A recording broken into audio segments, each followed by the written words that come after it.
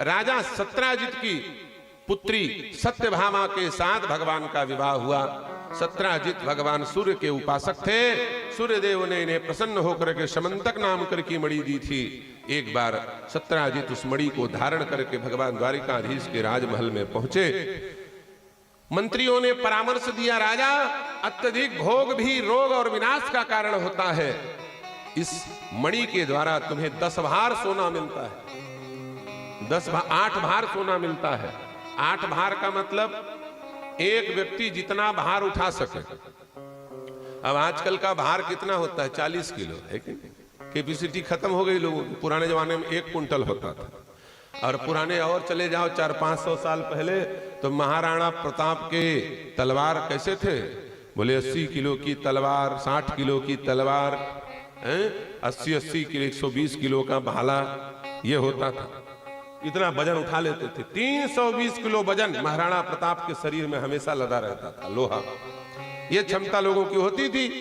तो पुराने जमाने में और पीछे चले जाओ, ये तो 500 साल पुराना, 1000 साल पुराने जाओ तो 1000 साल पुराने जाओगे तो आल्हा उदल निकल आएंगे।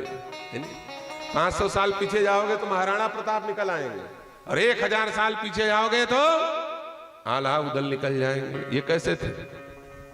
इनका तो क्या कहना भैया। उधर कहावत ही है, मध्य प्रदेश की सीमा से लगा है महोबा, लेकिन आल्हा उदल कैसे थे?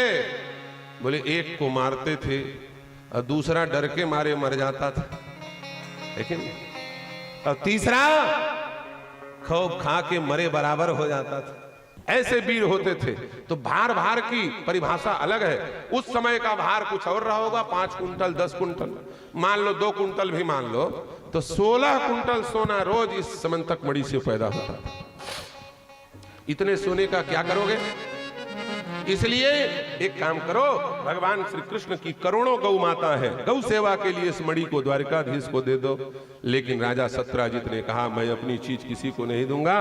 कई लोग कंजूस होते हैं ना, हाँ वो मर जाएंगे लेकिन किसी को कुछ नहीं देंगे, है कि नहीं? हाँ, सत्राजित ने कहा मर जाऊंगा लेकिन नहीं दूंगा। भगवान ने कहा दरिद्र के द्वारा दिया हुआ धन महाअभिशाप है, हमको लेना भी नहीं है, लग जाओ यहां।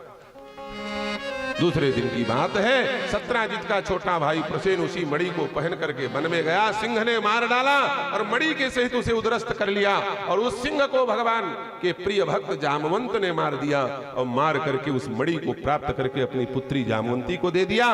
और इधर भगवान पर मिथ्या आरोप लग गया कि भगवान ने राजा सत्राजित ने मणि नहीं दी तो उसके भाई को किडनैप करके मणि चुरा लिया, अपहरण कर लिया, चोरी कर लिया।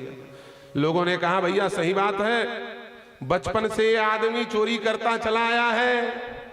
पहले माखन चुराता था, हमने सुना है चीर भी चुराया है, हमने सुना है मन भी चुराया है। ये चोरों का राजा है, इसके बचपन की आदत नहीं गई लगता है। देखो राजा बनने के बाद भी चोरी कर रहा है। कई लोगों की आदत नहीं बदलती ना, जो आदत रहती वही रहती, भले वो खरबपति आदमी बन जाए। कई लोगों की आदत कभी नहीं बदलती, चाहे वो कितना बड़े दिव्य जीव बन जाए, बड़े सेठ धन्ना बन जाए, उनकी आदत नहीं बदलती। भगवान पर आरोप लग गया, लोगों ने कहा इनकी आदत नहीं बदली है। भगवान ने अपने मिथ्या आरोप को दूर करने के लिए जामवंत से 27 दिन युद्ध किया और आखिर में युद्ध करके युद्ध का मूल्य चुका करके उस मणि को प्राप्त किया। जामवंत पहचान गए कि साक्षात श्री राम जी हैं और अपनी पुत्री जामवंती को भी प्रदान किया है। जामवंती के सहित समंतक मणि को ला करके सत्राजित को वापस किया। सत्राजित बड़े सशंकित हुए और बड़े ही शर्मिंदित हुए।